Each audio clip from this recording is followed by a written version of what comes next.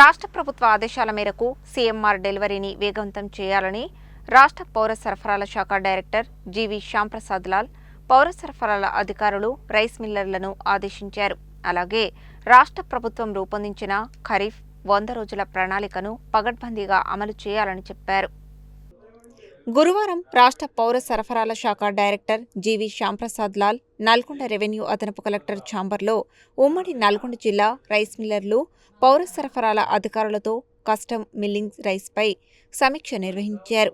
FCI rake movement, స్థలాలు, FCI payments తదితర అంశాలపై ఆయా జిల్లాల వారీగా సమీక్షించారు. రాష్ట్ర ప్రభుత్వం రూపొందించిన ఖరీఫ్ 100 రోజుల ప్రణాళికపై సమీక్షిస్తూ 100 రోజుల కార్యాచరణ ప్రణాళికను వేగవంతం చేయాలని, ఎక్కడా ఇబ్బంది లేకుండా చూడాలని అన్నారు. రానున్న ఖరీఫ్ కార్యాచరణ ప్రణాళికకు పౌర సరఫరాల అధికారులతో పాటు రైస్ మిల్లర్లు కూడా సిద్ధం కావాలన్నారు. సీఎంఆర్ డెలివరీలో భాగంగా ప్రతిరోజు డీఎస్ఓలు, పౌర సరఫరాల డీఎంలు మిల్లర్ల వారీగా పర్యవేక్షణ చేసి సీఎంఆర్ డెలివరీని పెంచేయాలన్నారు. ప్రతి వారం మిల్లర్లతో సమావేశం ఏర్పాటు చేసి పరిస్థితిని ఎప్పటికప్పుడు సమీక్షించాలని తెలిపారు. మిల్లులు 24 గంటలు నడిచేలా పౌర సరఫరాల శాఖ డిప్యూటీ తహసీల్దారులు పర్యవేక్షించాలని ఆదేశించారు.